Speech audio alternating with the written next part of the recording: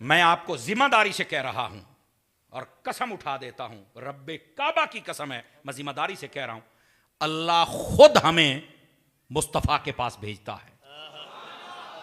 और तारी साहब आपने कसम उठा दी, दलील दो। कुरान मजीद का 5वां पारा, मेरा रब फरमाता है वलौ अन्नहुम इज़्ज़लमू अनफुसहुम जाऊका फस्तगफरुल्लाह वस्तगफर लहुमुर रसूल लवजदुल्लाह तव्वाबर रहीमा। तर्जुमा यह है, फरमाया ए महबूब अपनी उम्मत को बता दो, जब तुम में से कोई अपनी जानों पर जुल्म कर बैठे, ए महबूब फिर ये तेरे पास आ जाएं, अगर तू इनकी सिफारिश कर दे तो मैं रब भी इनको बख्शिश दूंगा। क्या ये कुरान में है? कहा बिल्कुल है। तो मैंने कहा क्या ये सहाबा के लिए है या उम्मत के लिए है? कहता नहीं कुरान क़यामत तक वास्ते, दीन क़यामत तक वास्ते ते है भी ते सारी उम्मत वास्ते। तो मैंने कहा फिर उम्मत को मुस्तफा के दर पे कौन भेज रहा है? ये तो मेरा रब खुद भेज रहा है। और यकीन की इसी आयत को आप फिर सर्च कर सकते हैं। हजरत मौला अली शेर खुदा मुश्किल कुशा दामाद मुस्तफा ज़ौज ज़हरा ताजदार हल्लता मुराद कुल कफा, हजरत अली अल मुर्तज़ा शेर खुदा फरमाते हैं, नबी पाक पर्दा फरमा गए, कब्र में हमने दफन कर दिया। अरसा गुजरने के बाद नबी पाक के रोज़ा अक़दस पर, तवज्जो फरमाएं सारे भाई, नबी पाक के रोज़ा अक़दस पर आपकी कब्र पर एक शख्स आया। आतबी की रिवायत यह मशहूर है और रिवायत मौला अली ने फरमाई है और बात भी मौला अली की हो रही है। फरमाया वो नबी पाक अलैहिस्सलाम की कब्र अनवर पर आकर रो रहा है और हुजूर से पता क्या कह रहा है? किधर गए जरा कहते कब्र वाले सुनते नहीं, कान खड़े करो। हुजूर से कह रहा है या रसूल अल्लाह, अल्लाह ने कुरान में कहा है कि जो अपनी जानों पर जुल्म कर ले हबीब तेरे पास आ जाए और आप भी सिफारिश कर दे तो हम माफ करेंगे। कहते हुजूर मेरे को गलती हो गई है, मैं जुल्म कर बैठा ते तुहाडे कोल आ गया, मेरी सिफारिश करो। मौला अली जैसा आलिम,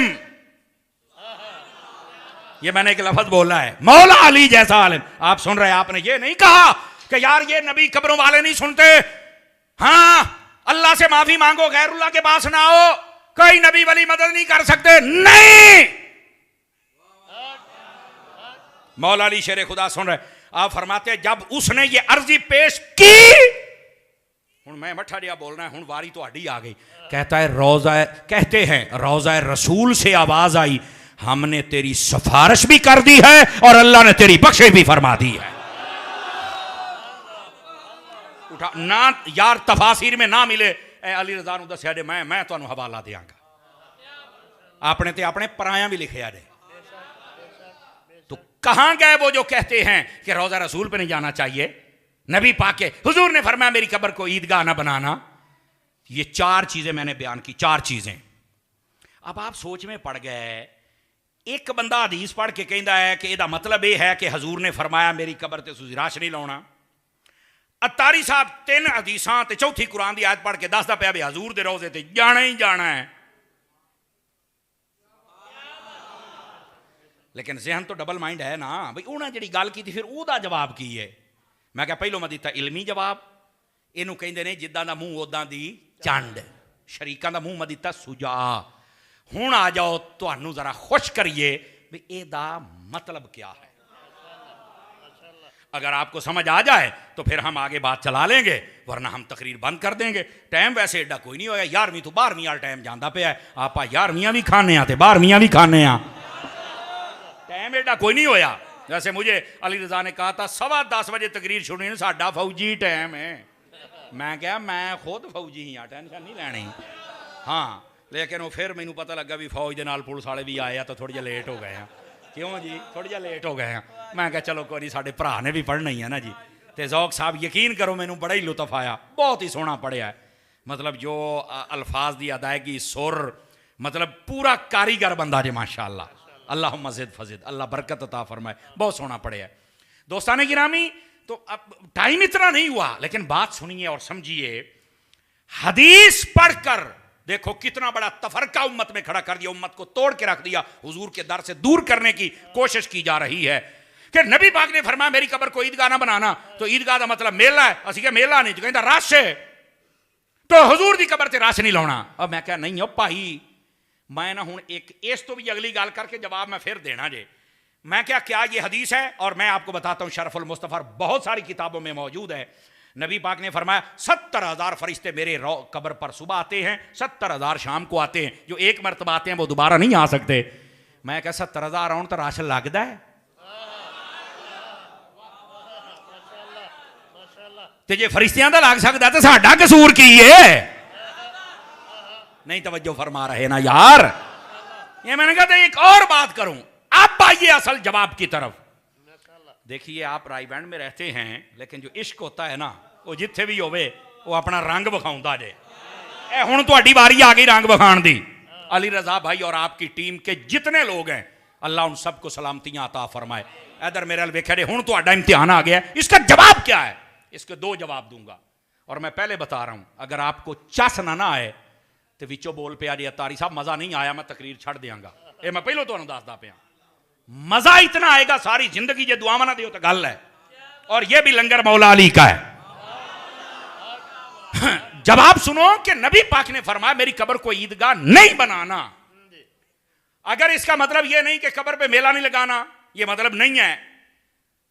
मेरी कब्र पर राशन, यह मतलब नहीं है। तो मेरा मतलब क्या है? हुजूर ने क्यों फरमाया मेरी कब्र को ईदगाह नहीं बनाना? सुनिए पहला जवाब यह है जो 1400 साल उम्मत ने बयान किया। फरमाया हुजूर ने कहा मेरी कब्र को ईदगाह न बनाना। क्या मतलब? फरमाया मतलब यह है कि जैसे तुम ईदगाह में ईद वाले दिन जाते हो और बाद में नहीं जाते, ईदगाह खाली रहती है, मेरी कब्र पर एक मर्तबा जाके कभी खाली ना छोड़ना। मतलब है इसका।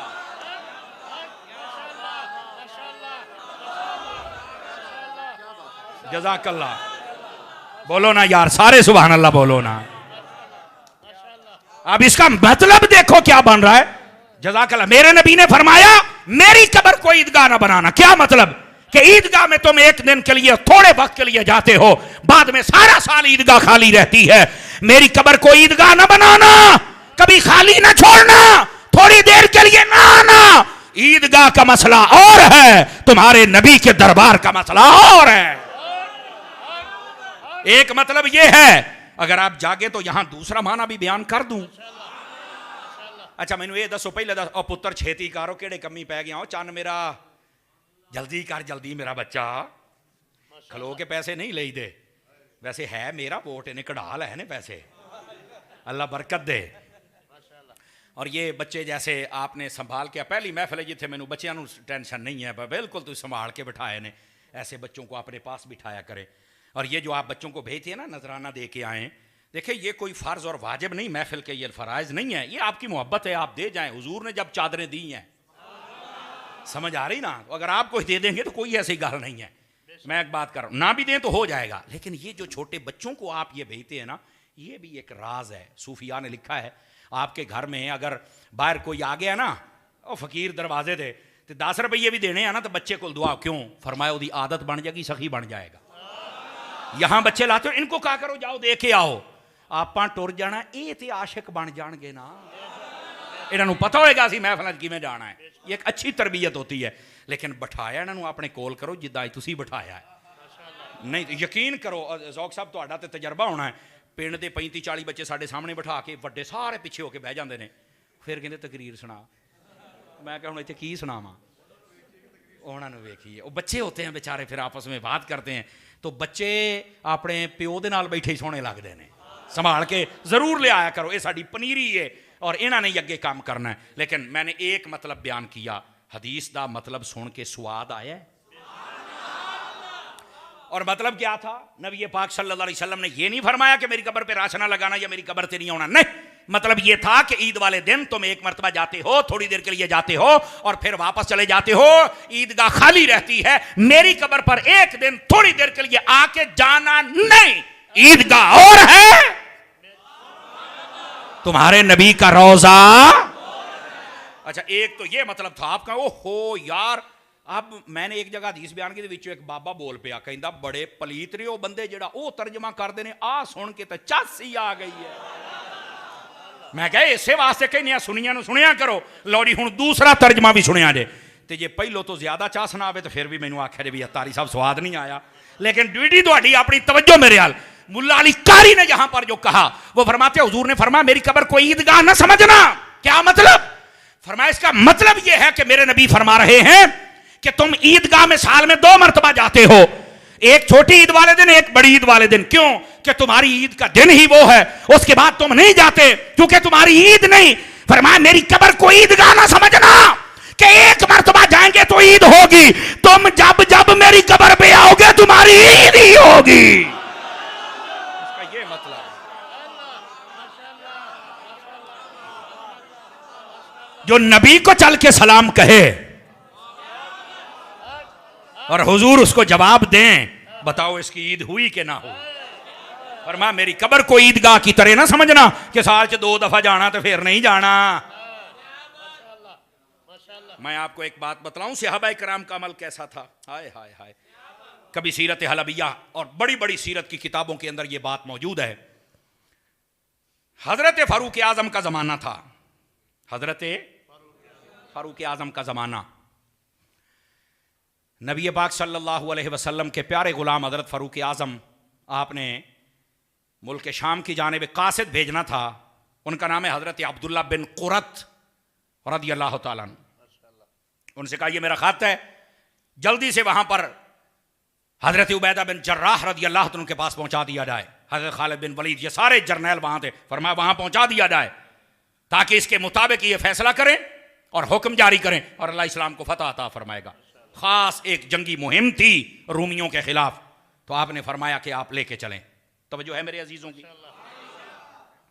आपने खत लिखा, हजरत अब्दुल्ला बिन कुरत को दे दिया। अब्दुल्ला बिन कुरत कह रहे जितनी ताकीद थी, मैं जल्दी से, बेटे इधर देखें, जल्दी से घोड़े पर बैठे और घोड़ा जब शहर मदीना से बाहर निकला ना, अब्दुल्ला बिन कुरत कहते हैं मुझे ख्याल आया कि मैं तो निकलते वक्त हुजूर को सलाम करके ही नहीं आया। हजरत अब्दुल्ला बिन कुरत कहते हैं, तो आप फरमाते मैंने वहीं से सवारी घुमा ली कि काली अपनी जगह थे, काली तवज्जो, काली अपनी जगह थे, लेकिन नबी पाक सल्लल्लाहु अलैहि वसल्लम आपके दरबारे अक़दस का सलाम, ये तो बहुत जरूरी है। अब हुआ क्या, वो जब वापस आए ना, गौर से सुने मेरी बात, हजरत अब्दुल्ला बिन कुरत कहते मैंने सवारी बांधी, मस्जिद नबी में दाखिल हुआ, सामने देखा तो मौला अली बैठे हुए थे, हजरत अली और मुर्तज़ा शेर खुदा। मैं करीब तेजी सलाम कहते हुए गुजर गया। आगे देखा इमाम हसन भी बैठे थे, इमाम हुसैन भी बैठे थे। हजरत फारूक आजम का जमाना अक़दस है और साथ में हजरत उम्मुल मोमिनीन सैयदा सिद्दीक़ा बिनते सिद्दीक़, हजरत अम्मा आयशा पाक, आप भी जलवा करें। आप फरमाते हैं मैंने इन सब मुअज़्ज़ज़ हस्तियों को सलाम किया और सीधा कब्र अथर रोज़ा अक़दस नबी पाक सल्लल्लाहु हाज़िर सलाम किया। सलाम करने के बाद इजाजत चाही। अब इस जुमले पर आपको बोलना चाहिए था, मैंने एक जुमला बोला है, सलाम कहा और इजाजत चाही। हजूर मैं जा रहा हूं, इजाजत दे दो। सानू दसो फिर वो जिंदा मानते सन कि नहीं मानते सन। हजरत अब्दुल्ला बिन कुरत कहते हैं मैं वहां से जब निकला ना, तो मैंने फिर देखा हजरत मौला अली पर मेरी नजर पड़ी। कहते मैं नसा गया हजरत मौला अली, देखो गौर से सुनिएगा। हजरत मौला अली से चल के कहा हजूर एक दुआ तक करो, बुजुर्गों को दुआ करो ना, पुराना अकीदा है। रोकने वाले बच्चे बताएं तुमने अकीदा कहां से लिया। हजरत मौला अली के पास हजूर एक दुआ तक कर दियो। उन्होंने केड़ी दुआ करनी? फरमाया वो हजरत फारूक आजम ने मुझे रुका दिया, एक तो मैं खैरियत ना पहुंचा, दुआ जल्दी पहुंचा, ते तीसरा जो रुके च लिखे है ना वो मुताबिक अल्लाह सानू फतह अता फरमाए। आपने फरमाया बह जा थले। गौर से सुनिएगा। आपने फरमाया हसनैन जल्दी आ जाओ मेरे पास। हसन हुसैन पास आ गए। हजरत अम्मा आयशा पाक जलवा गर हैं। फरमाया सारे हाथ चुको, आप दुआ करिए। ए मौला अली शेर खुदा दुआ पे कर देने। दुआ क्या की है? बारी ताला तुझे तेरे हबीब का वास्ता, हबीब की आल का वास्ता, नहीं तवज्जो फरमाई आप हजरात ने, और तेरे हबीब की ज़ौजा का वास्ता और तेरे हबीब के वीर का वास्ता, अपना भी बिच वसीला वास्ता सबका दे दिया। या अल्लाह खैरियत से भी पहुंचा, जल्दी भी पहुंचा, फतह भी दे। सबने कहा आमीन। हजरत मौला अली शेरे खुदा ने ऐसे हाथ फेरे ते नाल ही हजरत अब्दुल्ला बिन कुरत नूं पता की कहंदे ने, फरमाया जा अपने गा भी सही सलामत भी ते फतह भी होएगी। उन्होंने कहा हजूर तुहानू एडा यकीन किवें? फरमाया जिस नबी दा मैं वसीला ते ओदी आल दा दे छड़िया ना, इत्थे कमी रहिंदी ही नहीं है। समझ आई है कोई नहीं आई आप सब हजरात? मैं बात ये बता रहा हूं, ये और लोग हैं जो दरे मुस्तफा से दूर करते हैं, ये इश्क वाले हैं जो हुजूर के दर के करीब करते हैं। अगर हम हुजूर से दूर हो जाएं तो बताएं हम जाएं कहां?